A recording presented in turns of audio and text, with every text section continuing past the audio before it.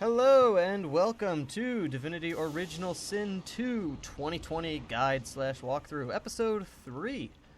Last time we were on the top deck of this ship. We had killed some void worms here, voidwoken, voidlings, and we looted some stuff up here. One of our characters, Pyramus, currently cannot move. He is encumbered because he's carrying a lot of death fog. The other character, Mumbo, is able to move around freely. Now, if you're going to follow along with this and do the little trick that I'm about to do, you don't want either character to move past where Mumbo is right here on the ship. The reason for that is we've got two Magisters right over here at the wheel. Don't know what they're planning on doing with the wheel. They got giant kraken tentacles attacking the ship. Moving that rudder really isn't going to help them much, but whatever, you do you. Now, if we get too close to these guys, something automatically triggers. Tentacle comes through, hits something here, blows them up, and we get no XP for it. But if we summon an incarnate, we can get him to start combat with them, and then we get XP for them getting blown up. So let's try that. We want him kind of close to Mumbo, so that Mumbo gets included in the combat. And we want to be able to hit them directly with this fireball. Alright, so like this right here, okay, they're in the range, but they're not getting directly hit with that line where the fireball goes. You want them to get directly hit with it. Alright. No. There we go. So now you see it's directly hitting them. That should work.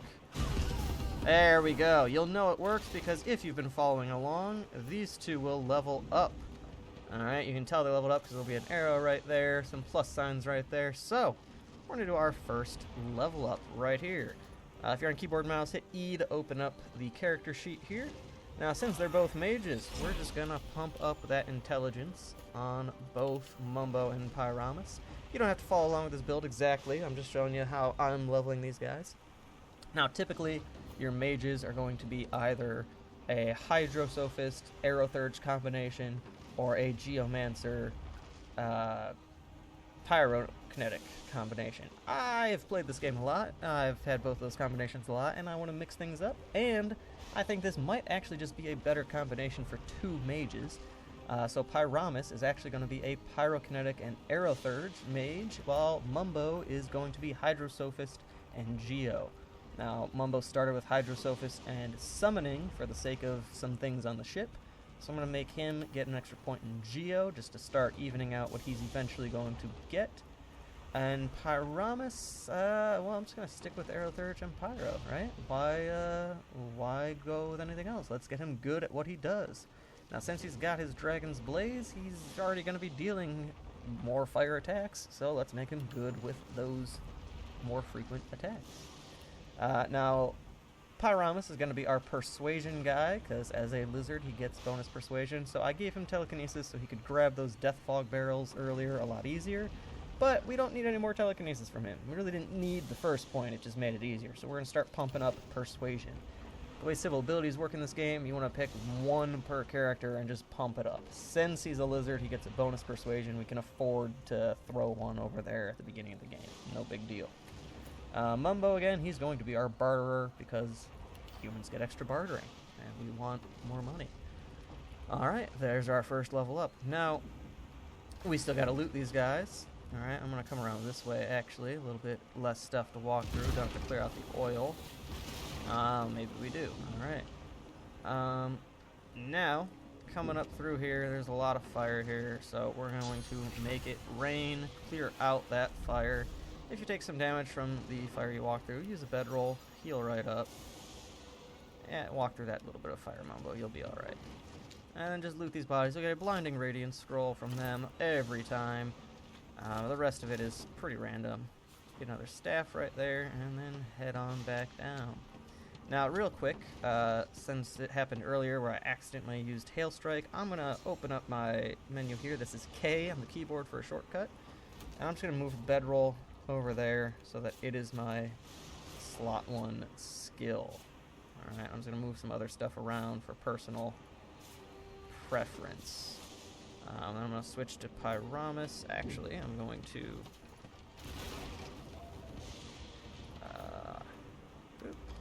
I'm going to actually give the bedroll to Pyramus so I can put that on his tray and get him going the way that I want him to be going.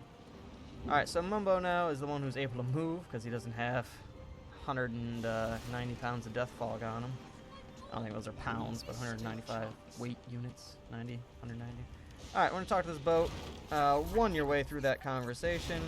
Basically, if you let anybody live downstairs, which you should, you can come on down here and you're going to rescue the origin characters that are still alive. Now, you're going to want Pyramus to be able to move here, so take the death fog barrels. And if you're on honor mode, like, split these guys up, move them. You don't want to accidentally break a death fog barrel. Alright, so we're just going to move those, stack them, and on our way back out, we'll pick them back up. So, we're coming over here. All the origin characters are spread out where they were earlier, and Void Woken attack. And we're going to, you know, push them back. Now, these two kind of have me flanked here. Close to flanked. So, I'm going to shock that one there. Alright, and then that one's actually going next in the turn order. So, let's mess him up a little bit. Leave some fire on him. He's burning. Nice. I only have one more action point. Pro gamer move here. Remember, you can only sucker punch when you have a weapon in one hand and then nothing in your other hand. Unequipping equipment costs no action points mid-combat. Now, equipping that shield back on mid-combat would cost an action point. So you don't want to do this all the time. But if you unequip the shield, no action points needed. And now I have an empty hand to sucker punch this little void hatchling. And now he's knocked down, he loses his next turn. Oh, Beast, why Beast? Why? He hit me with a fireball. Alright, I mean, we got 2 kills out of it. Also, regardless of who gets the kill, when these guys drop, you get XP for it. Now we're going to be using the Incarnate a whole lot more after the boat, so while we got him, may as well use him, show you guys what's up with them. So here we go, Incarnate. Let's fireball this guy here, and we're going to put the fireball this way, on this side of him, so that, so that if that bug decides to attack us, he's got to go through all that fire. He's going to take extra damage, but it looks like Ifan's going to take him out before we even need to worry about that. We kind of outnumber these guys here. This is not a difficult fight, regardless of what your team currently looks like. Now, if you killed all these guys and left like one of them alive, yeah, this could be a little bit drawn out. Alright, that was the whole thing. Got a little bit of XP for that, and we're good to go. Oh, I gave him the wrong bedroll, didn't I? So now Mumbo. There we go. We're just going to do that. There, now they both have a bedroll on one. I gave Pyramus the wrong bedroll from Mumbo. Mumbo lost the one that was set down there. Alright. Moving on. Before we go back up, make sure you grab your Death Fog barrels. We're going to use those way later on, but it's important to have them for that. We're going to be carrying them around the whole way. We're going to drop them off somewhere safe and then get back to them. Now the ship's going down. There's a cutscene here. If you want to watch it, you can. I'm going to skip through it after the Kraken shows up because he just looks cool. Look at him, big boy Kraken. He doesn't come back for a while. Doing these in 15-minute chunks. Ugh, I would guess probably, I don't know. If I actually make this series all the way through, I'd guess the Kraken shows back up in the episode 60 to 70 range, maybe if we're lucky. Probably longer than that. It's a long game. First time I played through the game, I think it took me a little over 100 hours. I didn't get past the first act until like 22 hours in. Now, if I have the day off and I'm focusing, get through the first act in like 4 hours maybe. Alright, so the ship crashed. I did skip the second half of that cutscene. You get saved by your god. So if you're a lizard, you get a lizard god. If you're a human, you get a human god. And if you're a Losa, you get something special. Now again, if you're trying to follow along in honor mode, before we before we drop off our death fog barrels, I'm going to separate these two, just in case you hit something and they break. Doesn't happen a lot, but it can happen. So we're just going to empty our inventory, move those death fog barrels right there. Good, no issues, and then we can re-link up our characters. And we're going to re-equip that shield on Pyramus. Alright, we are now on the first actual island. This is what feels like the real beginning of the game. This is where stuff's going to take place. Now, a lot of this stuff looks like, oh, why do I gotta bother? Oh, it's a stick. Well, you can craft some stuff with that in early game, make a decent amount of money, especially if you don't want to steal, which, personally, I have no problem stealing in this game. Yeah, I think it's a phenomenal tool, the way it's set up. I'm gonna kind of abuse the stealing mechanic, but if you don't want to steal, crafting is a decent way to make some extra money. There's no real good damage-causing surface to some of these guys on, because... Well, actually, I can move over here one action point. I like summoning incarnates on something that deals extra damage. The bleeding effect from Mosquito Swarm is good for that. Water, you get a heal. It's not bad, but I just want damage. So we got, yeah, these worms over here. Boy, vicious voidling. I almost said viscous. Too much chemistry going on in my head. In the end, he was wet from the rain, shocked him, now he's stunned. Same interactions that we saw earlier. And then, moving over here, can I reach him with that? Yes, okay. So now we're gonna hit him. He's burning, and he's on a, well, he was burning. The cloud probably cleared that up. So now he's got electrified blood and electrified steam cloud there. I'm actually going to delay my turn, see if he walks into it, and he just did that. Okay. Well, he could have walked into both of them and stunned himself. Like that. Thanks for the demo, Pyramus. Alright, since he's burning, he's going to have lower fire resistance. I'm just going to hit him with that fire wand. I missed. Awesome. Yeah, that happens sometimes with weapon attacks. You can miss.